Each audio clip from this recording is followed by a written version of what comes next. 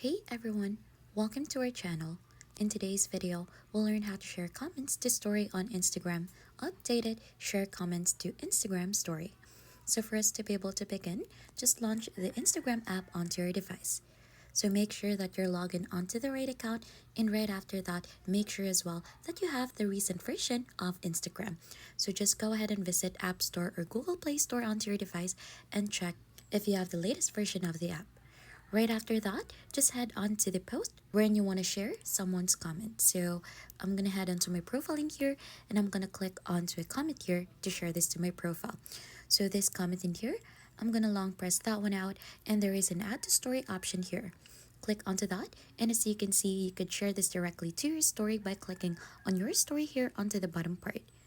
Right after that, you'll just have to wait for this one to be uploaded onto your story.